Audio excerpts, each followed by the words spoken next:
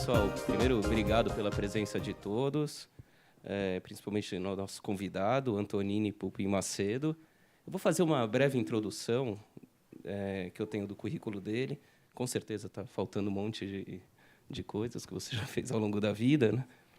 Mas o... Tira as besteiras. Tira. O currículo não bota que deu certo. Mas se deu errado, a gente não põe muito mais do que tem ali. Mas o Antonini, ele é o diretor-geral do Centro de Pesquisa e Tecnologia da Boeing no Brasil. Ele trabalhou também na Agência Espacial Brasileira, onde trabalhou principalmente com pesquisas, e também na Embraer, como líder de equipe de desenvolvimento de aeronaves.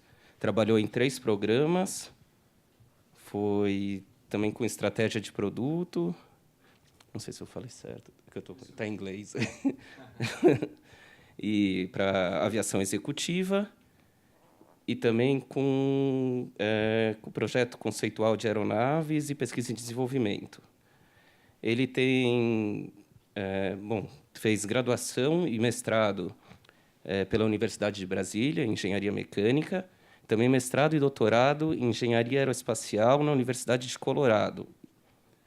E, trabalhou com espalhamento acústico e depois com pós-doutorado em aeroelasticidade não linear. E eu lembro que você falou que, na apresentação, né, que o pessoal só tinha feito perguntas difíceis para você. Bom, mas aeroelasticidade não linear é um tema bem bem fácil, né? É mais fácil do que inteligência artificial em 2050, né? Bom, e acho que a ideia, acho que a gente não precisa ter muito formalismo, né? Mas a ideia é a gente abrir para perguntas também. Eu acho que vamos passar. Acho que o professor Bianchi já tem uma pergunta inicial para fazer. Pode apresentar os alunos. Apresentar, por favor.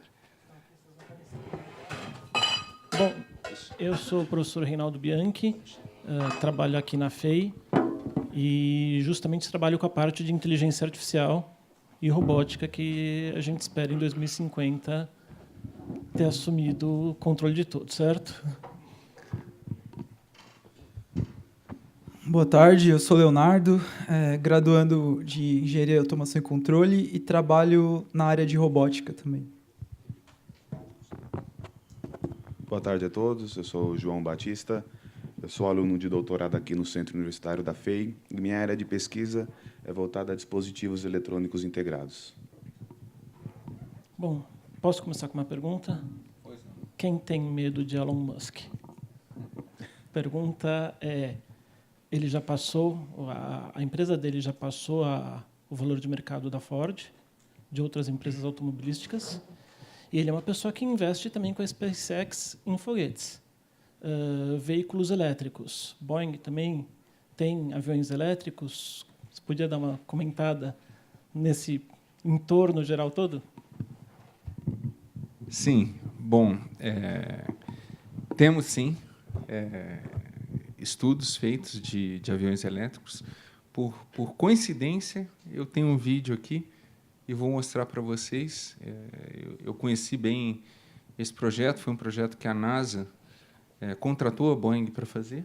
A Boeing hoje é o maior contratado da NASA, e o estudo chama Sugar, de açúcar, né? Subsonic Ultra Green Aircraft Research, que é um avião super ecológico, super eficiente ambientalmente.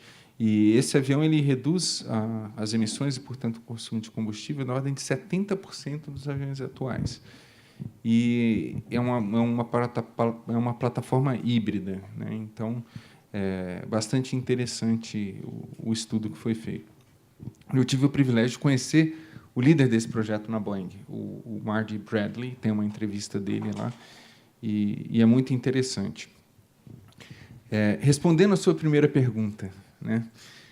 Competição. Vamos resumir para competição, né? Cada vez mais a competição no meio aeronáutico ela é mais pronunciada. né? E eu acho que isso é uma lição até para nós como brasileiros, né? Nós vivemos um momento no nosso país que nós temos que usar a competição para sermos mais fortes, né? Hoje, a indústria estabelecida, nós, no caso, tentar fazer uma analogia com o nosso país e com o nosso ensino de engenharia, né, para o Leonardo, para o João Leonardo, que vai entrar no mercado aí daqui a pouco, né? A gente vive num mundo cada vez mais competitivo. Então, as empresas elas têm que usar os competidores como um motor da inovação, como um motor para fazer mais, fazer melhor, para a gente se reinventar, né? A acomodação nos leva a perda contínua de competitividade, de eficiência. Isso não é saudável para o mundo como um todo, né? Então, há uma preocupação contínua, obviamente, com os competidores novos, e SpaceX e outros são competidores emergentes muito fortes. A competição por talento também é muito pronunciada, né? Hoje em dia, o talento ele é escasso no mundo, daí uma mensagem importante para todos vocês, né? Os novos estudantes de engenharia. O mundo carece de talento, o mundo carece de talento aeronáutico. Nos próximos anos, muitas pessoas vão se aposentar em todas as empresas do mundo, né, em teoria, e como nós vamos suprir o conhecimento e o talento dessas pessoas? Como nós vamos criar novos produtos e uma nova realidade? Então, é muito importante isso. Não só uma competição pelos produtos, mas uma competição pelo talento, né? E a gente tem investido e se preocupado muito com isso. O Brasil, nós como brasileiros, precisamos entender isso também. Não adianta nós ficarmos melhores do que nós mesmos no ano que vem. A gente tem que ficar melhor do que nós mesmos, do que o coreano, do que o japonês, do que o australiano, do que o alemão, do que o argentino, do que o boliviano, do que todo mundo. O problema não está mais no valor absoluto, ele está na derivada, ou na segunda derivada, né? Então, eu acho que olhar o cenário da indústria estabelecida hoje, vendo os competidores emergentes, também deve ser uma lição para nós, como engenheiros, estudantes, olharmos que o mundo está progredindo muito rápido, que nós também temos que nos movimentar, senão a competição vem atrás da gente. Eu vou tentar achar o vídeo, só um minuto.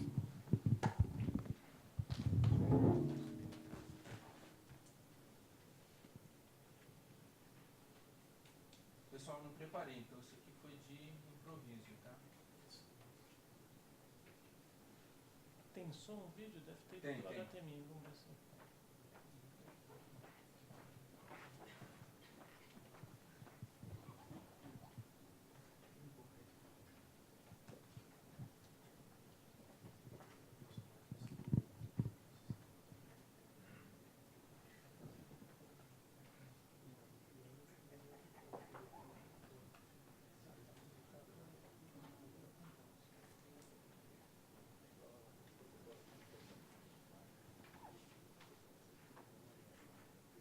Tá saindo som pelo computador?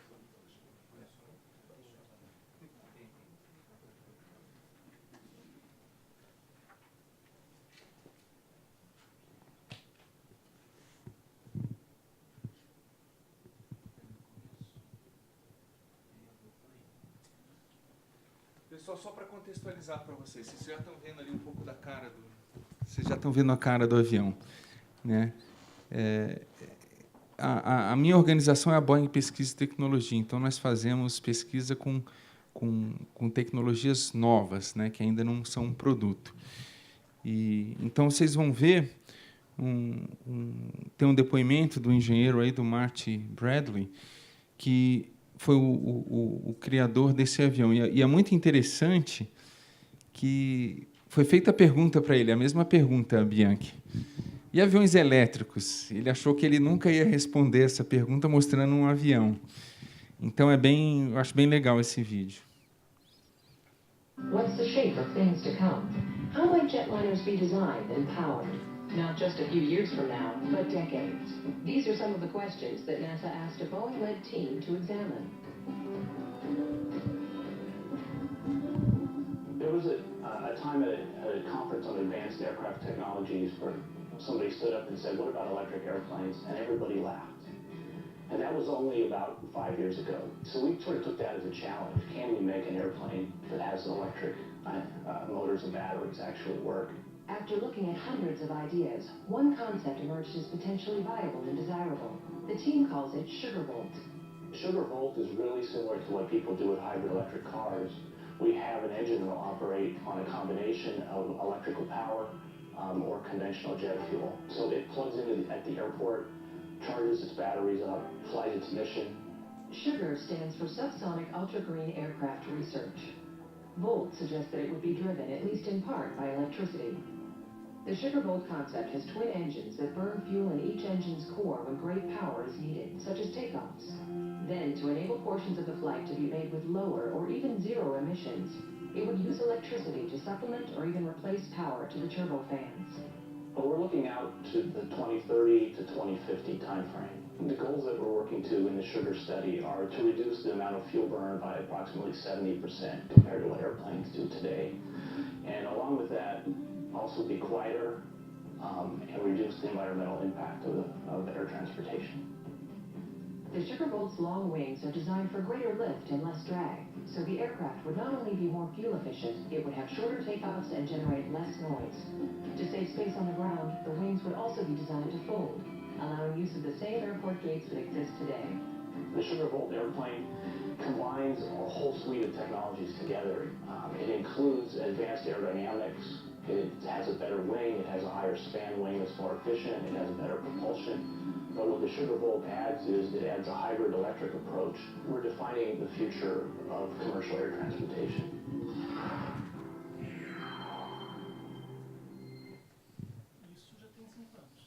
Isso já tem 5 anos.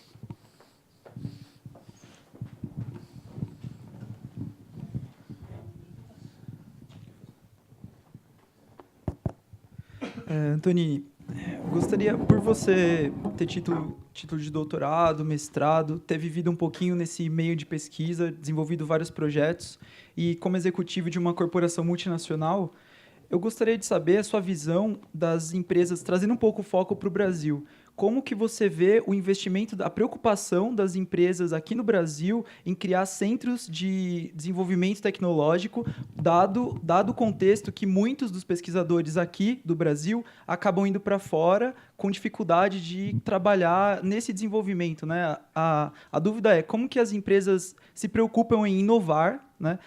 Inovar os produtos que já têm e não só produzi-los. Tá bom. Basicamente, existem 3 razões para uma empresa como a nossa para investir ao redor do mundo, né? A Boeing hoje ela atua em 150 países. Tem 145 mil funcionários. É muita gente em muitos países, né? Se a gente olhar para a Jeppesen, que faz cartas de voo, que é uma subsidiária da Boeing, ela faz carta de voo de país que não está nem nas Nações Unidas, eu acho. Porque eu imagino que os aviões têm que voar em todos os lugares, né? Então, existe, pela natureza do nosso negócio, ele ser já um negócio global, certo? Os aviões vão para todos os lugares. As 3 razões para nós investirmos em pesquisa e desenvolvimento, em qualquer lugar do mundo, são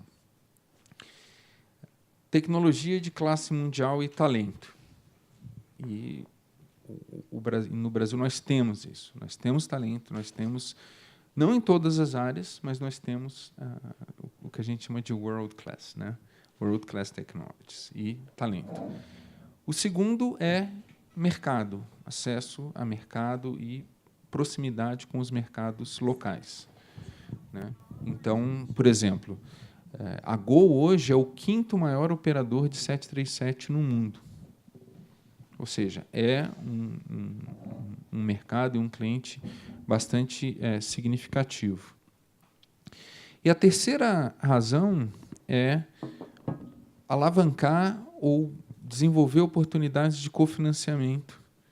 E aí entra a questão que o Brasil hoje ele não é tão competitivo, porque a gente precisa ter mais oportunidades de cofinanciamento. Ou seja, a empresa entra com uma determinada quantidade de recursos e a gente consegue alavancar mais ou menos os mesmos recursos. No mundo hoje, tem 1,65 trilhões de dólares sendo investido em P&D que empresas podem compartilhar no mundo inteiro, sei lá, mais ou menos, eu acho que, se não me engano, uns 630 bilhões nos Estados Unidos, uns 400 alguma coisa na Europa, uns 300 alguma coisa na Ásia, uns 28 alguma coisa na Oceania e 35 na América Latina, bilhões.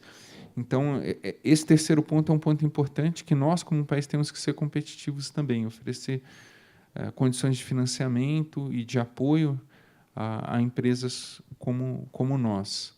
E nós focarmos naqueles nichos, naqueles pontos que a gente pode realmente, não diria nem tirar nota 10, tirar nota 10,5 para 11, porque aí a gente consegue atrair mais investimento, mais recursos, e aí a gente tem um espiral positivo e investe mais no país. Eu tenho uma pergunta e meia, mas, assim, se me permite, eu queria só mais uma parte emotiva minha. Eu sempre tinha vontade de falar para um piloto, mas nunca tive a oportunidade. Como que, acho que não sei se todos já tiveram essa pergunta, como que um avião voa? Eu vejo, estudei engenharia e tudo, mas eu sei que ele voa, mas eu não admito que ele voa. Um negócio de 1 tonelada voar. Então, eu sempre ficava me perguntando, meu Deus, né? Como que isso acontece? E voltando à pergunta, em 2011 eu me formei aqui na FEI e eu tive a oportunidade, em 2012, de viajar para a Alemanha, no segmento automotivo, para aprender algumas tecnologias e trazer aqui para o Brasil, no segmento automotivo, na parte de montagem de placas eletrônicas. E eu fiquei abismado que, ao chegar lá na Alemanha, que eu cheguei lá no polo da matriz, e eu via que lá tinha um centro de pesquisa. Mas o mais interessante é que esse centro de pesquisa não era só uma pesquisa que era totalmente afastada do centro universitário, da academia. E lá os pesquisadores eram vinculados à academia. Os alunos faziam parte da pesquisa que a indústria estava fazendo. Até então eu perguntei, nossa, mas o pessoal está trabalhando? Falou, não, isso aqui faz parte da graduação. E me perguntaram, lá no Brasil, como é que é? Falei, não, lá a gente trabalha e estuda. Ele, mas como assim? Você trabalha, estuda? Você ou só trabalha ou só estuda? E eu queria saber, pegando um gancho aqui da pergunta do colega, o que a Boeing ela vê aqui no Brasil, ela tem essas portas abertas que a academia possa estar próximo, né, das indústrias para poder ter algum desenvolvimento? Porque foi comentado lá na palestra que no mundo inteiro é meio fraco, mas pelo menos lá na Alemanha, que eu tive presente, eu perguntei se isso era só na cidade onde eu estava. Ele falou que não, lá o governo incentiva a academia estar junto com a indústria para poder ter esse desenvolvimento. E até fiquei fascinado porque eu conheci matemáticos e físicos, PhDs, trabalhando numa indústria, sendo que aqui, se for pegar no setor automobilístico, eram engenheiros que mais ou menos não tinha nenhum mestrado ou doutorado, e a mão de obra valorizada era mais voltado se tinha uma pós-graduação lato sensu, como um MBA ou uma gestão de negócios. Então, eu queria saber essa opinião da Boeing, né, voltado a essa realidade. Bom, primeiro, você me colocou uma responsabilidade enorme. Você falou a opinião da Boeing, certo, né? Eu vou falar como Antonini aqui, mais pé no chão mas obviamente representando a nossa empresa aqui. Eu acho que talvez a melhor forma de responder a sua pergunta é explicar como que nós atuamos aqui no Brasil. O nosso modelo de trabalho no Brasil, ele é um modelo eminentemente colaborativo, o que significa que nós temos poucas pessoas da Boeing, né, que a gente chama Boeing Badge, pessoas que têm o crachá da Boeing, que são funcionários da Boeing, mas nós temos um número bom de pessoas nos nossos parceiros, que normalmente são universidades e centros de pesquisa. Então, por exemplo, no ano passado, nós temos 9 pessoas na Boeing, pesquisa e tecnologia. Nós temos mais ou menos 50 pessoas nos parceiros acadêmicos trabalhando com a gente, e a forma como nós contamos essas pessoas, a gente tenta ser bastante justo. São pessoas que estão tempo integral conosco, não pessoa que vai lá 1 hora por semana. Não, a gente tenta ser justo, né? Nem diminuir nem aumentar muito, tentar ser tempo integral conosco. Nós criamos com essa equipe de pessoas 10 patentes, só no ano passado. Esse ano a gente já está em 5. Eu acredito que talvez deva sair mais 1 ou 2 nas próximas 2 ou 3 semanas aí. Então, sim, nós trabalhamos em colaboração, e esse modelo é feito por nós em vários lugares do mundo, né? Nós temos estudantes de doutorado que estão trabalhando conosco, fazendo teses orientadas junto conosco. Nós temos professores universitários trabalhando conosco. Nós temos alunos de graduação, de mestrado, etc., né? Então, esse é o nosso modelo, e aqui no Brasil eu te dei o exemplo, respondi pelo exemplo, certo? É colaborativo e a gente faz isso bastante.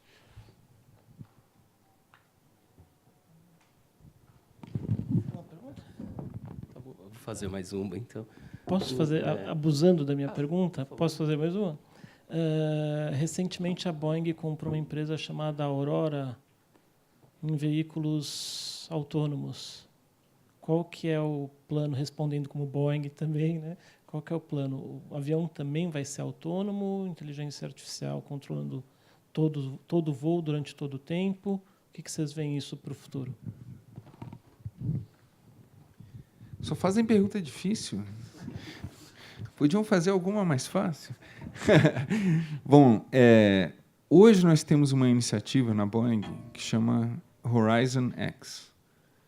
E parte do que nós fazemos no Horizon X, que está ligado à minha divisão, que é a Boeing Pesquisa e Tecnologia, ou pelo menos correlato a ela, é trabalhar junto com startups e novas empresas para tentar trazer mais elementos de inovação para dentro da Boeing. Então, essa iniciativa junto com a Aurora, ela é parte disso, desse mecanismo de parcerias ou aquisições, ou a definição que a gente achar mais apropriada para trazer mais inovação mais rápida e diferenciais para dentro da empresa, né? Inteligência artificial, autonomia, vamos colocar a inteligência artificial como um meio e não um fim, né? O fim é autonomia, né? Autonomy, como a gente fala dentro da empresa, né? Em inglês. A autonomia hoje é um dos grandes objetivos, eu diria, não só da Boeing, mas da indústria aeroespacial como um todo, né? Do mesmo jeito que a indústria automotiva também tem uma pegada para a autonomia, para veículos autônomos enorme. E aí nós vamos ter vários habilitadores para a autonomia, dentre os quais a gente vai ter inteligência artificial, machine learning, geolocalização, etc., que vão permitir que nós tenhamos autonomia de forma segura, confiável e a um custo razoável, correto? Então, há sim um direcionamento muito grande da indústria, e os veículos não tripulados, né? A gente tem um veículo fantástico aqui que a Boeing Pesquisa e Tecnologia fez, que é o Global Eye, que é um veículo autônomo movido a hidrogênio, enorme, que voa 20 dias sem pousar. Então, mais uma demonstração, por exemplo, que há, sim, um direcionamento, uma pegada muito forte de autonomia na indústria como um todo. Eu tenho uma outra curiosidade também, pensando em tendências no futuro, né? O que você acha, a sua opinião sobre aviões? Se vão existir aviões hipersônicos, que altitude eles vão voar? E também o porte deles é uma curiosidade que eu tenho, porque hoje eu sei que até a Boeing está fabricando aviões de grande porte, conceituais. Tá bom. De novo, só fazem perguntas difíceis. Nós temos, sim, uma pesquisa muito forte em aviões hipersônicos, né? E um exemplo, vocês podem ir no Google aí e procurar o Boeing X-51A. O X-51A voou a Mach 5, é o veículo que teve o voo mais longo, a Mach 5, Ele voa em torno de 70 mil pés de altitude. Ele é um demonstrador não tripulado, pequeno, em escala, com um motor scramjet, que é um motor que não tem partes móveis. A compressão para a combustão dele é pela velocidade supersônica. Então, ele vai acoplado embaixo da asa de um Boeing B-52, sobe para a estratosfera, ele é jogado de lá, ele acelera e atinge velocidades hipersônicas. Há uma tendência no futuro de que isso possa viabilizar, né, voos orbitais ou suborbitais, permitam, por exemplo, aplicações iniciais em lançamentos de microsatélites e coisas do tipo, né? Mas, sim, X-51A, podem procurar que vocês vão encontrar no Google e ver o exemplo da aeronave. Eu não lembro. A Boeing fez parte daquele projeto americano do avião supersônico, o Supersonic Transport, que é da década de 80, na mesma época do Concorde. Eu acho que era um avião já que a Boeing tinha interesse. Sim, o SST era um avião da Boeing. Se você der um Google... é interessante que lá em Seattle tem um prédio onde se desenvolve os aviões, e eles têm a maquete de todos os aviões que a Boeing fez ao longo da história. E tem lá o SST, né, que foi aí década de 60, 70, né, antes da crise do petróleo, né, uma demanda bastante grande, que teve o Concorde, teve o Tupolev 114, se não me engano, ou 140, que era a versão soviética do jato de transporte supersônico.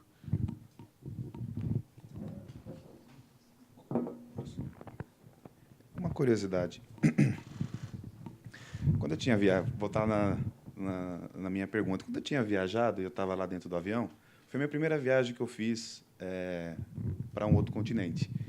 E eu fiquei abismado, eu pensando comigo a quantidade de tecnologias que um único objeto tinha, de você voar em altas altitudes, e até vendo um mapinha, e eu fiquei ainda do lado da asa, falava, meu Deus, isso aqui está parecendo um pássaro, ele está batendo a asa, acho que vai quebrar esse negócio aqui, vai todo mundo ficar por aqui e acabou-se. Com toda o que foi comentado durante as palestras, havia se comentado sobre a conectividade e as mega tendências sobre diversos assuntos. Mas, da parte da aviação, o que a Boeing espera daqui a 20 anos, 30 anos? Os aviões que vocês tendem ou estão pensando é mais voltado a aviões que serão mais eficientes em autonomia? Eu vou diminuir o percurso de um ponto para o outro, as tecnologias de sensores, as redundâncias. O que a Boeing pensa assim, na hora de vou projetar um novo avião? Ela visa a necessidade das pessoas? Não sei se você conseguiu compreender a minha pergunta. Eu acredito que sim. Um avião, como outros produtos, ele é construído para os clientes, né? E um avião ele tem uma característica, de certo modo, peculiar, porque o avião ele é vendido de um fabricante de avião, que é uma empresa, para uma outra empresa, que é a empresa aérea, correto? E ele é usado por pessoas, indivíduos como nós. Então, a nossa preocupação é atender os requisitos do mercado, dos nossos clientes, as empresas aéreas, e as necessidades deles. Hoje há uma grande demanda por eficiência. O 787 é um grande exemplo disso, né? Um avião extremamente eficiente, com uma pegada ambiental muito mais baixa do que os seus antecessores, correto? Uma preocupação muito grande com o conforto dos passageiros. O 787 é um exemplo fantástico, porque, como ele é um avião de material composto, ele permite que você tenha mais umidade no ar da cabine. E isso faz com que o desgaste físico nosso dentro dessa cabine seja menor. Além disso, o avião ele é mais pressurizado do que um avião normal. Quando a gente entra na cabine de um avião e está voando, o ar lá dentro ele é equivalente ao ar a uma altitude de 8.000 pés, que dá quase uns 3.000 metros. O 787 ele já é em torno de 6.000 pés. E essa diminuição aí, né, se a gente considerar que eu saí de 6.000 para 8.000 pés, é 30% de diferença. É muito significativa fisicamente, combinado com a umidade também, né?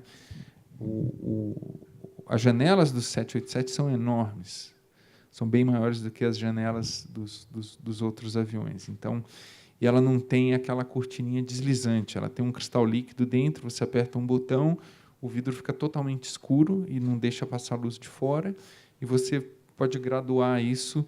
Então, além disso, a iluminação, hoje, se a gente voar num 737 da Gol, a gente vai ver, chama Sky Interior, tem uma iluminação azul, com um tipo de luz que nos dá mais conforto.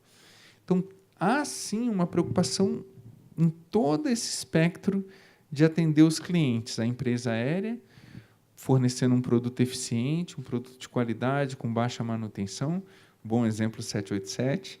Os passageiros oferecendo mais conforto, eu dei alguns exemplos de mais conforto.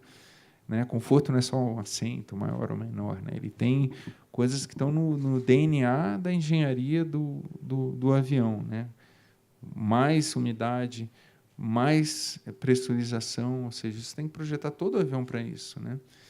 E até coincidentemente, no ano passado nós fizemos aqui em São Paulo um teste na USP com mais de 600 pessoas para medir nível de conforto e sensibilidade das pessoas ao conforto, não nos parâmetros só de espaço, mas percepção de temperatura, ruído, umidade e pressão atmosférica, que é a pressurização, para criar uma base de Big Data, falamos de Big Data again, né, de novo, para usar isso para projetar os novos aviões com ainda mais conforto para os passageiros. Antonini, a gente fala das inovações da Boeing e tudo que ela desenvolve, e eu tenho uma curiosidade, que, por sinal, muitas pessoas me perguntam por trabalhar com pesquisa. Você tem um centro de pesquisa de inovação tecnológica. Eu queria saber como que funciona, se consegue mensurar, a partir do momento que teve, por exemplo, uma tese de doutorado, foi defendida, gerou uma pesquisa, enfim. Como vocês fazem para transformar isso em produto usável pela empresa, pela companhia? Você consegue mensurar quanto tempo isso demora? Tá. Uma das coisas que nós usamos nesse processo, na nossa linguagem, Leonardo, a gente chama de maturação. Né? Como eu vou fazer a maturação de uma tecnologia até, na nossa linguagem, eu transicionar essa tecnologia para ser um produto. E o transicionar é a parte difícil, porque você termina a ciência como se tivesse um muro aqui, que você vai jogar a bola lá do outro lado, você tem que alguém pegar. Se você não combinar lá do outro lado, ninguém pega ela lá. O que nós usamos é uma metodologia da NASA, foi criada pela NASA, que chama TRL, Technology Readiness Level, que é uma escala, que ela vai lá de 0 a 9, e ela tem algumas fases aí. A primeira fase é a fase mais inicial, que é a fase de descoberta, que ela está mais ligada à ciência, que são os primeiros passos. Ou seja, é uma ideia viável, eu consigo conceitualmente, cientificamente mostrar que aquilo é viável, e aí a gente tem a primeira prova dessa tecnologia, que é a transição dela, que é a gente chama de gate, né? O portão, para ela ser aprovada, eu tenho uma descoberta. Depois disso, você começa a tentar demonstrar essa tecnologia em escala de laboratório. Você vai mostrar a viabilidade dessa tecnologia, a feasibility dessa tecnologia. E aí você vai ter o gate, né, a porta, a prova de viabilidade, que aí você passa para o nível 6. Dali para frente, até chegar no produto, no 9, você vai ter a praticabilidade, ou seja, você vai ter que mostrar em ambiente real. Fazer uma demonstração num voo controlado, num voo de testes, etc. até a tecnologia realmente ser graduada e ser implementada num avião. Então, tem todo um processo estruturado. Na Wikipedia explica bem direitinho o TRL. E é bem legal, porque a gente pode, inclusive, usar isso em analogia em várias coisas que a gente faz, de projetos, de tudo, para ver se a gente atingiu esse nível da ideia lá, né, até ele entrar no produto. Vou fazer uma outra pergunta, também ligada um pouco com a parte de educação, mas uma pergunta que eu ouço muito dos alunos é o que eles devem fazer, algumas recomendações para poder entrar na carreira aeronáutica. Pensando que aqui na FEI a gente tem um curso de mecânica plena, tem um curso de elétrica também, que a gente tem, e mecânica automobilística. Não temos nada específico de aeronáutica, fora a competição aerodesign. Então, você teria alguma recomendação? Bom, vamos lá. Estou tentando recuperar mais ou menos a minha experiência, assim. Olha, a primeira coisa que me veio à cabeça é o seguinte: a pessoa, o sujeito, a sujeita tem que gostar muito. Mas tem que gostar muito mesmo, porque é difícil. Então tem que gostar, mas depois tem que gostar mais do que gostar e mais gostar ainda mais um pouco ainda. Tem que ter garra, porque não é tão fácil, né? Porque tem poucas oportunidades. Eu acho que o Brasil, a gente tem um privilégio, e eu trabalhei na Embraer, eu sei disso, de ter a Embraer aqui, que é uma grande empresa, inclusive é um parceiro nosso da Boeing, uma empresa fantástica. E eu acredito que se aproximar dos programas de talento da Embraer é um bom caminho, né? Um outro caminho, que foi mais ou menos o caminho que eu segui, eu acredito que buscar conhecimento além da graduação, né? Uma pós-graduação, um mestrado, um doutorado. Eu também acho bastante interessante, porque eu acredito que dá para se expor a coisas novas, né?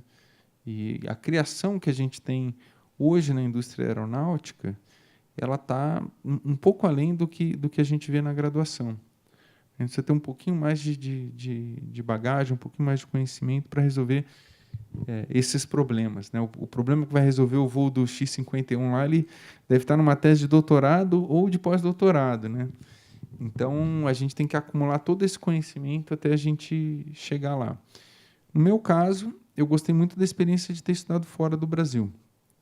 Também é bastante difícil, mas eu acho que nos permite ter acesso a outras realidades que nos dão uma visão, eu acredito, bastante madura do Brasil, o que a gente tem de bom e o que a gente tem de não tão bom, né? A gente não é nem tão ruim nem tão bom quanto às vezes a gente acha, né? Existem coisas fantásticas no Brasil, existem coisas que a gente pode melhorar, né? Combinando tudo, né, eu acredito que tem que ter muita vontade, muita perseverança e buscar várias oportunidades, né? E muitas vezes, né, como diz o Paulinho da Viola, né, não sou eu quem me navega é o mar, né? Então, algumas vezes a gente está na hora certa, no lugar certo, conhecer as pessoas certas, né, tá sempre em eventos, em lugares que a gente aprenda, que conheça as pessoas, as oportunidades podem aparecer.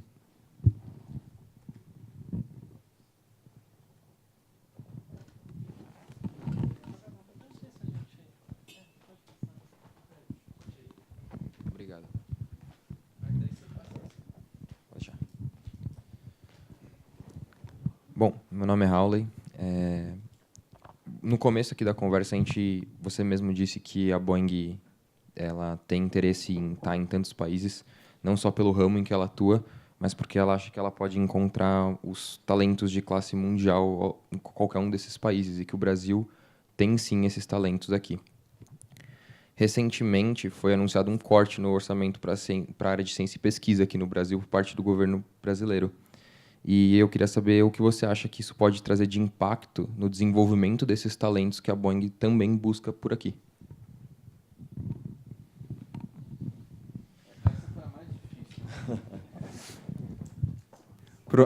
Consegui ligar aqui. Essa foi a mais difícil. Olha, eu não consigo responder bem essa pergunta, Harley, porque o que nós temos feito aqui no Brasil nós investimos, né? Então, a gente não tem usado, até o momento, nós gostaríamos muito de usar recursos de cofinanciamento, etc., né?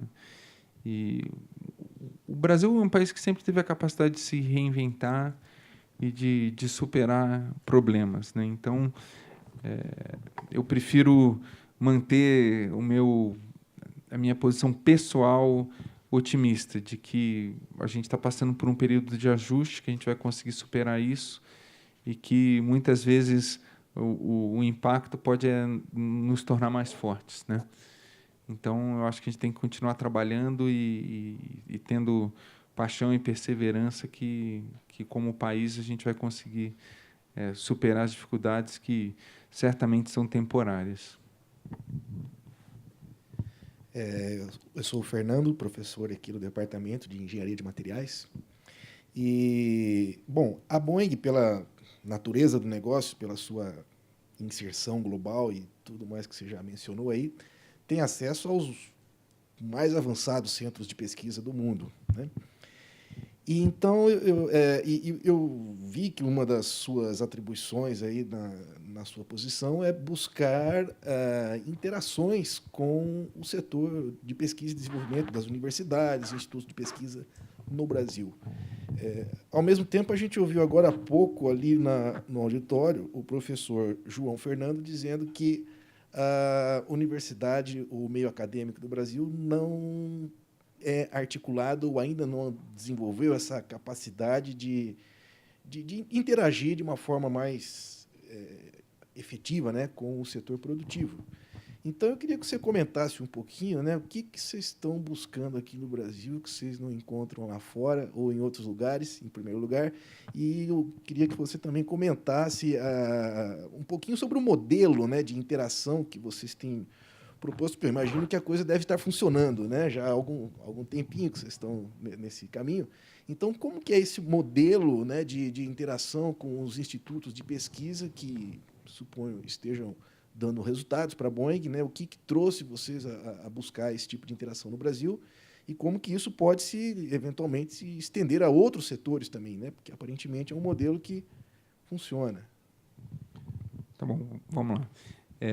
Esse negócio é roda viva mesmo, né? A turma faz pergunta difícil. Eu ia perguntar se não vai ter pergunta da plateia. Agora já vou falar, vamos voltar as perguntas para cá, porque fica mais fácil. Mas vamos lá. O que acontece é o seguinte: nós temos um modelo, uma forma de atuação aqui no Brasil que tem, sim, funcionado e tem funcionado bem, né? Para funcionar bem, nós temos que ter uma avaliação, um estudo muito ponderado e tomar decisões muito, muito bem baseadas e pensadas em quais são as áreas que a gente vai atuar. Porque, se nós atuarmos em muitas áreas e tentarmos fazer muita coisa ao mesmo tempo, como dizem os americanos, né, você vai spread too thin, né, você vai se esparramar tão fininho, tão raso, que você não vai conseguir ter impacto ou fazer coisas de relevância. Então, aonde encontrar os pontos... Se a gente chamar de nicho, a impressão que dá é que a gente está buscando algo que sobrou, não é o caso, né?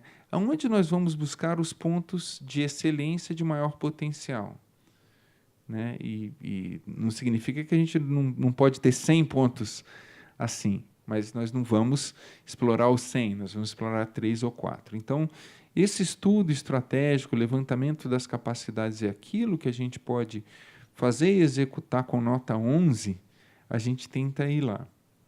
A segunda questão é interesse mútuo. Eu não posso chegar aqui para o Bianchi e falar: Bianchi, nós estamos trabalhando em balões em Marte, você tem interesse? E o Bianchi falar: se tiver um robô junto, sim. Olha, tem robô? Eu vou falar: não tem robô. Ele vai falar: tenho sim, estou super... não é fato. A gente tem que ter interesse mútuo. A cultura, né, a cultura entre instituições e pessoas também é muito importante. E a cultura da engenharia brasileira, ela, principalmente a cultura aeronáutica brasileira, ela é bastante próxima da cultura norte-americana, devido aí à presença da Embraer em vários mercados e tudo mais. Quando a gente consegue combinar todos esses fatores bem e a gente tem a oportunidade de ter um desafio na Boeing ou uma proposta de desenvolvimento tecnológico que está naquele ponto, aí a gente consegue fazer alguma coisa. O que nós fizemos no Brasil, a gente abriu um pouco o leque de possibilidades, tentou ver aonde a gente conseguia a melhor combinação desses diferentes pontos, e a gente abriu o leque e agora a gente fechou um pouco mais o leque e estamos bem focados naquilo que a gente consegue dar resultado melhor. E tem, sim, bons talentos no Brasil, boas áreas de interesse, tem funcionado bem. Ano passado, a gente publicou, junto com os nossos parceiros, 18 papers. Esse ano, eu acho que já está em 22 ou 24, não me lembro. Então, a gente tem... com menos áreas, inclusive, esse ano. A gente publicou mais papers em menos áreas porque a gente focou mais, né? Então, fechando o assunto, não é uma resposta só. A gente tem que encontrar uma combinação de vários fatores, porque aí sim a gente consegue fazer alguma coisa que tem impacto e faz a diferença para ambos os lados, o parceiro industrial e o parceiro acadêmico. E o que a academia tem que fazer para conseguir essa aproximação? Isso é uma pergunta antiga, e quando estava na graduação a gente já ouvia, né? E acho que até hoje não há uma resposta. Então, esse evento é um bom exemplo, certo? Caso um evento como esse é um bom exemplo, né? Como se aproximar, né? Um evento dessa natureza permite que a gente converse isso, né? Que a gente identifique pontos de eventuais sinergias de pesquisa. Às vezes pode ser que não tenha um ponto de sinergia de pesquisa, mas que a gente tenha uma sinergia de interesses. Então, por exemplo, nada impede que, por exemplo, nós temos um esforço muito grande como empresa em promover o que a gente chama de STEM, Science, Technology, Engineering and Math. Nada impede que a gente tenha esforços, por exemplo, aqui, que sejam esforços voltados a promover a engenharia, que é isso que a gente está fazendo aqui agora, correto? Se daqui a 1 ano, 2, 3, 5 ou 10 aparecer uma combinação de fatores mágica dessas, eventualmente aqui, em outro lugar, de maneira análoga, a gente pode, eventualmente, conseguir fazer algo mais, né? O que nós temos tentado aqui no Brasil fazer é manter o foco, para a gente manter os níveis de produtividade alto, para a gente fazer a diferença. Se a gente tentar voltar ao modelo de ter muita coisa de pouco impacto, a gente pode aí não ter impacto nenhum, né? Mas eu acho que manter fóruns como esse, a gente ter iniciativas como o MCTIC tem tentado fazer, como as entidades de classe, a CNI, tem um movimento empresarial da inovação, por isso que eu estou aqui, que eu conheci um dos conselheiros da FEI lá. Esses fóruns e esse agrupamento, esse esforço coletivo por tentar melhorar as condições do país, eu acho que são o primeiro caminho. Daí para frente, as relações são estabelecidas e, quem sabe, em algum momento a gente tem a combinação de fatores e consiga fazer alguma coisa, seja aqui, seja em outras universidades ou centros de pesquisa. Posso fazer uma complementação à pergunta? Temos muitos professores aqui que talvez gostassem de saber exatamente que pesquisa vocês fazem. Você falou que teve 18 a 20 artigos. Você não quer citar os que você acha mais legal? Foi em termodinâmica da cabine do piloto. Foi exatamente coisas mais técnicas para a gente ter uma ideia do que esse centro de pesquisa está pesquisando no Brasil realmente hoje. Tá bom, vamos lá. E depois eu vou passar um vídeo também com a Embraer, que é interessante. A gente se dividiu né, depois que nós começamos o centro aqui no Brasil, né, a gente começou o centro abrindo um pouco o leque. E agora a gente convergiu para 2 grandes áreas. Uma área que a gente chama de aerotechnologies, tecnologias aero. E a gente tem ali dentro 2 sub-áreas, né? Uma delas é tecnologias de eficiência de voo, que é gestão de tráfego aéreo, otimização de trajetórias, melhorias que a gente implemente na fronteira entre os sistemas de gestão de tráfego aéreo e o sistema de controle da aeronave, por exemplo, o que a gente chama de FMS, Flight Management System, guiagem do avião, coisas do tipo, ou seja, sistemas e controle de tráfego aéreo. E a gente tem feito pesquisa nisso aí com a Universidade de Brasília, que a gente trabalha com navegação 4D, X, Y, Z e T. A gente também faz, com a ANB, a gente desenvolveu procedimentos de melhoria de descida e gestão de tráfego aéreo e algoritmos para otimizar isso aí, e negociação de conflito de trajetória, fecha um aeroporto, como é que você faz para redespachar os voos todos, scheduling, continuous descent, coisas do tipo. Tá?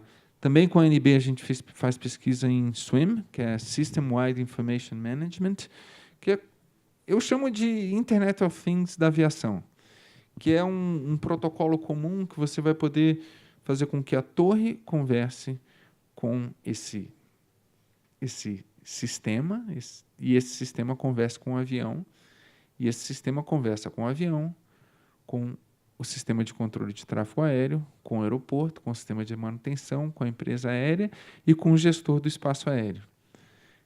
Então, nada mais é do que você ter... Como que eu faço todo mundo falar com todo mundo? Cada um tinha um protocolo, cada um falava de um jeito, etc. E tal. Então, eventualmente, no futuro, um avião vai poder estar voando geolocalizado, ele vai falar, opa, uma peça aqui minha está esquentando muito, eu acho que ela vai estragar daqui a pouco.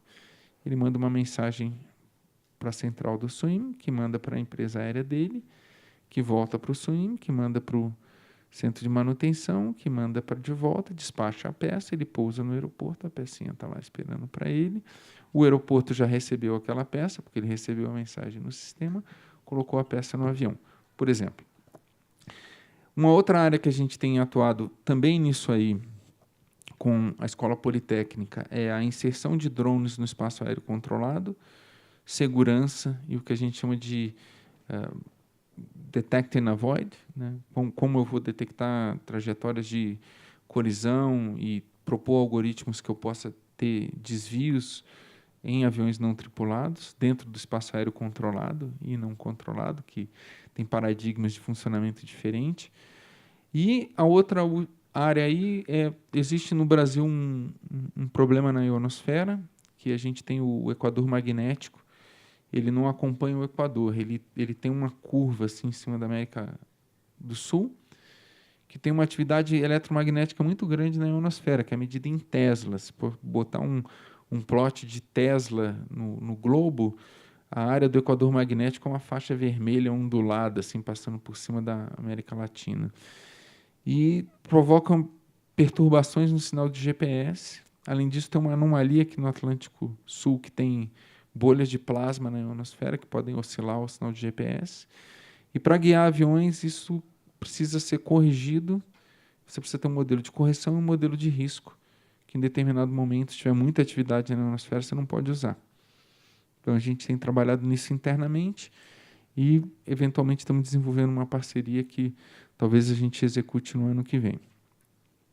A outra área aeronáutica, aero, que a gente desenvolve, é o que a gente chama de ciências do voo, e no ano passado a gente trouxe o nosso programa de computador de aerodinâmica computacional para o Brasil, e a gente fez túnel de vento também com a Unicamp e com a USP, e a gente está fazendo análise de ruído gerado por trem de pouso, tanto túnel de vento quanto aerodinâmica computacional. E a outra, então essa é a grande área aero. E provavelmente a gente vai concentrar ainda mais esses projetos, talvez tentar ficar com 1 ou 2 só, que é para aumentar o impacto ainda mais. Na área a gente chamou, por falta de um nome melhor, ecotechnologies, que são materiais com foco em materiais sustentáveis, né, metais reciclados, a gente fez biomateriais também, e biocombustíveis de aviação, que a gente, inclusive, tem uma parceria com a Embraer. A gente publicou um livro junto com a Embraer, fizemos vários workshops, mas biocombustível está focado mais em como viabilizar essa indústria. Então, não é bem criação de tecnologia. A gente não está patenteando uma nova molécula de um novo querosene de aviação. Já na área de metais, a gente está, sim, tivemos algumas ligas metálicas que a gente patenteou e estamos trabalhando com novos processos de materiais para uso aeronáutico também, principalmente materiais recicláveis.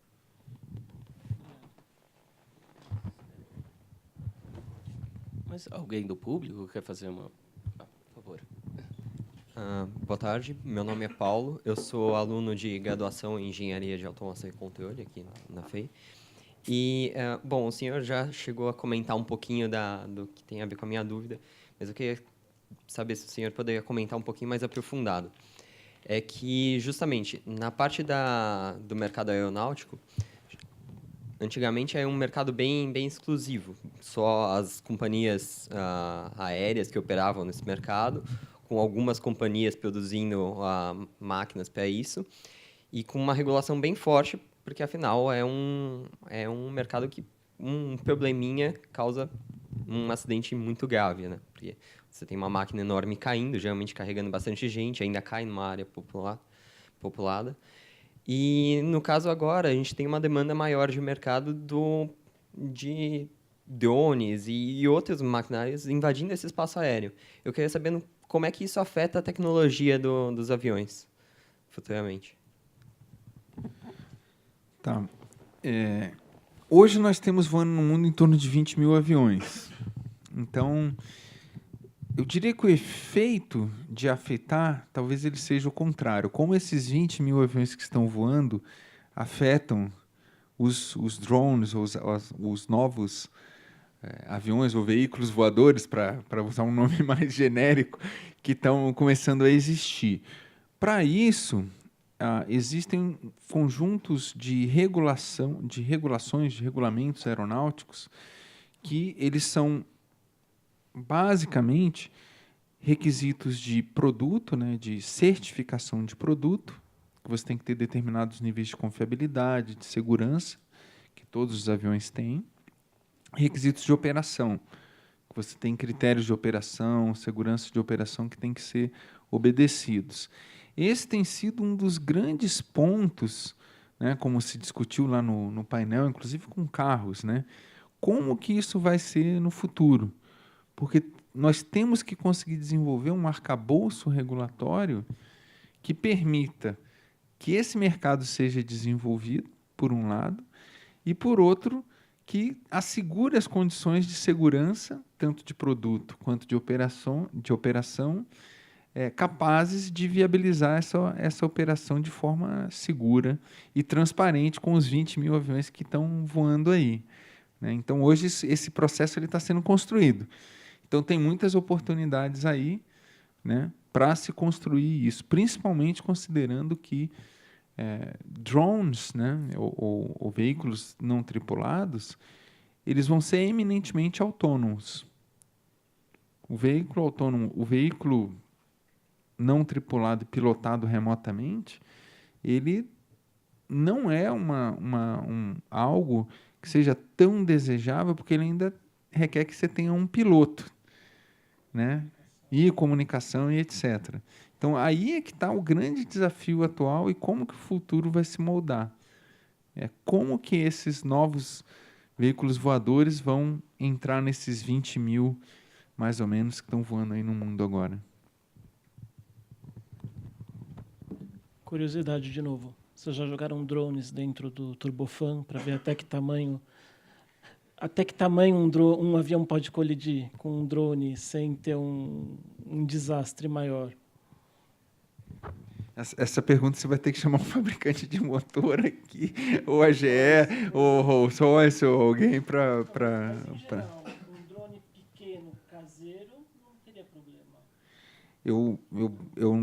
Essa pergunta eu não consigo responder com propriedade. Então, eu vou te dizer a resposta que eu posso dar, que eu não sei.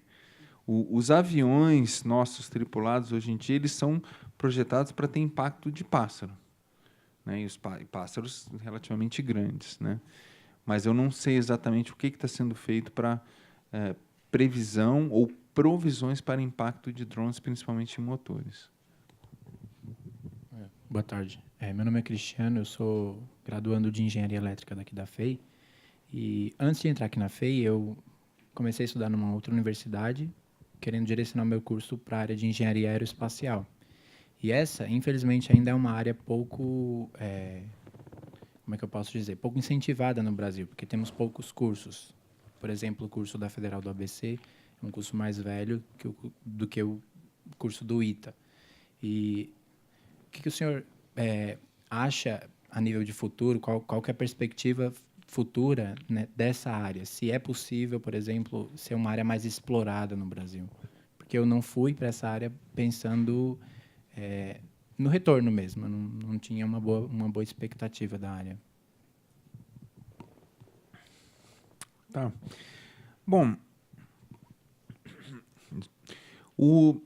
a área espacial é um pouco mais difícil de conseguir responder. Olhando para a área aeronáutica, né, o Brasil, nos últimos 10 anos, aí, um pouquinho mais, a frota no Brasil dobrou. Né? Ou seja, é um mercado que ele, apesar das crises, né, o Brasil é sempre assim, apesar das crises, o Brasil vai para frente, né, o Brasil cresce. Né? Então, eu acredito que a área aeronáutica a gente sempre vai ter um crescimento, como a gente tem observado historicamente, e sempre vão ter oportunidades. Como tudo que tem uma dependência direta da economia, né? O tráfego aéreo ele é diretamente proporcional ao PIB. Então, né, se tiver PIBinho, o tráfego cai. Né? E se tiver PIBão, ele cresce. Então,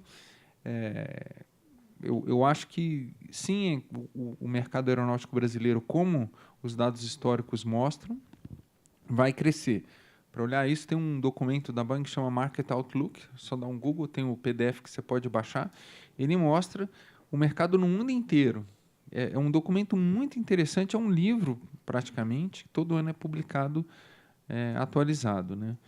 Então, aonde estão as oportunidades, as empresas aéreas elas têm, sim, necessidade de talento, né? de pessoas que entendam de tráfego aéreo, de pessoas que entendam de gestão de tráfego aéreo, de pessoas que principalmente consigam, no nosso contexto de engenharia, melhorar a eficiência da operação. Né?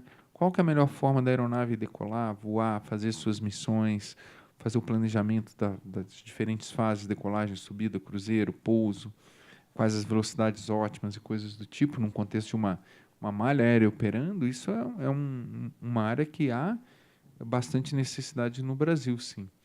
Né? E o mercado tem crescido e eu acredito que possam ter oportunidades, sim. Posso fazer outra? Aviões de pequeno porte também, acho que aumentou muito o mercado no Brasil ultimamente, de monomotores, talvez o número de fábricas. Eu tenho ouvido bastante coisa na mídia, mas eu não tenho informações que eu consiga colocar com segurança aí. Eu não sei se tem algo que você queira comentar. Eu não tenho muita segurança para afirmar, mas as empresas aéreas, basta olhar o dado histórico no Market Outlook, sempre subindo a frota. Posso fazer mais uma pergunta? Pois não. Relacionada ao Sugar Volt, mobilidade híbrida aérea. Quais são os principais desafios e quais são as expectativas da Boeing em relação ao prazo? Porque se você pesquisar, você vai ver que entre 2030 e 2050, assim, é possível, por exemplo, isso ser acelerado? Quais são os principais desafios que a empresa tem e expectativas também? Existe, hoje, a questão ambiental é uma questão que tem sido muito forte no mercado aeronáutico. Então, existem compromissos da indústria, né, de, em 2020, se manter um crescimento neutro do ponto de vista de emissões de carbono, ou seja, as emissões não aumentarem mais se comparado com os níveis de 2005. Em 2050, de reduzir 50%. Para isso, várias novas tecnologias são consideradas, né? A cada ano, mais ou menos, a eficiência dos aviões da frota, por melhorias tecnológicas contínuas, não disruptivas, melhora da ordem de 1,5%. Isso você já diminui um pouco. Melhorias da infraestrutura de espaço aéreo, melhor guiagem, melhor gestão de tráfego aéreo, reduz mais um tanto. O que falta tem que ser suprido de alguma forma. Um dos caminhos que se fala muito é biocombustíveis. Biocombustíveis reduzem enormemente a pegada de carbono de aeronaves. Então, esse é um outro ponto. E um último ponto seriam eventuais melhorias disruptivas como o Sugar Vote. O relatório do Sugar Vote você consegue achar ele na internet. Ele é um relatório público da NASA. Tem uma apresentação, um PowerPoint, que vai ter uns 300 slides, algo assim. Se você der um Google NASA N+3, N+3 significa a terceira geração de aviões a partir de hoje. A geração N é a geração atual, N+1 é a futura, N+2 e N+3. Então, o grande ponto da propulsão híbrida ou elétrica, isso está nesse relatório, é a capacidade das baterias. O peso por capacidade da bateria. Quanto ela consegue armazenar por quilo. Se eu tivesse uma bateria que armazenasse uma quantidade enorme num peso ínfimo, viabiliza amanhã isso, correto? Então lá tem um gráfico muito interessante. Ano, capacidade da bateria e o negócio fazendo assim. Chega um determinado momento que break-even, né? Que viabiliza. Então, e configurações diferentes de aeronaves que também se discute muito e novos elementos de propulsão. Esse relatório da NASA ele aborda todos esses três temas com uma profundidade boa. Vale a pena pegar e ler, e às vezes não vai dar para entender tudo, mas vai dar para se acompanhar bem o raciocínio de quais são os grandes desafios, né? Capacidade da bateria, novos sistemas de propulsão, propulsão híbrida e etc. Nós testamos célula combustível, inclusive, no Ecodemonstrador, que é esse programa de aeronaves que a gente tem, em 2012, se não me engano, para substituir o que se chama APU, Auxiliary Power Unit, que é um gerador, é uma turbininha pequenininha que fica bem na cauda do avião e no rabo do avião, aquele barulhinho agudo que a gente, quando anda na pista, escuta, aquele aquilo é a APU, que é uma turbininha pequena, que ela gira um gerador elétrico e compressor, etc., para manter o avião ou no solo ou voando sem precisar a turbina grande estar ligada, né, um motor. Então, a APU foi substituída por uma célula combustível que foi colocada num porão de um 737, tudo instalado e foi demonstrada em voo. Mas também se considera. Tem várias tecnologias, inovações e disrupções rondando por aí. Uma hora elas vão ser capturadas. Meu nome é Jade, minha dúvida é relacionada com o que ele falou, que é isso, você comentou do relatório da NASA, que é público. E é mais ou menos qual seria a política de vocês sobre disseminação de conhecimento. Porque, ao meu ver, se a gente quiser, em 2050, ter tudo aquilo que foi falado hoje, precisa de um desenvolvimento de conhecimento e de tecnologia muito rápido e dinâmico. Então, para isso, a partir do momento que você divulga algum conhecimento ou alguma descoberta, às vezes é ruim para a empresa, mas outras empresas podem ter ideias a partir daquilo. E aí acaba... É uma cadeia de inovações e descobertas. E eu queria saber, na verdade, a política e a opinião de vocês sobre isso. Por exemplo, a Apple mesmo é fechada nesse sentido, de divulgação de ideias e conhecimentos. E eu queria saber a de vocês. Essa também é uma pergunta bem difícil. Mas, de novo, eu acredito que eu possa responder isso por exemplo, né? Como eu comentei, no ano passado a gente publicou 18 papers. Ou seja, significa que a gente divulga o conhecimento científico que nós criamos com os nossos parceiros. Esse ano a gente vai publicar, acho que 22 ou 24, deve estar nesse número aí. Uma das coisas que nós fazemos, como todas as empresas, nós protegemos a nossa propriedade intelectual. Então, né, as 10 patentes que nós fizemos no ano passado, depois que nós registramos a patente, alguma coisa da ciência por trás daquilo foi publicada. Então, há sempre um bom balanço entre o que nós fazemos de ciência, né, que nós divulgamos e trabalhamos com os nossos parceiros acadêmicos, os estudantes e professores que trabalham com a gente, eventos e esforços de divulgação em torno do que a gente chama de STEM, né, Science, Technology, Engineering and Math, que a gente também promove muita coisa nesse sentido, divulga informações, e o balanço toda empresa de tecnologia faz investimentos vultosos para conseguir ter diferenciais competitivos, e esses diferenciais competitivos eles têm que ser protegidos, seja através de patentes ou de segredos industriais ou de produtos que a gente lance depois. Mas há um bom equilíbrio. Prova disso que a gente publica bastante artigo científico. Porque temos mais 5 minutos, talvez seja a hora do vídeo por vídeo.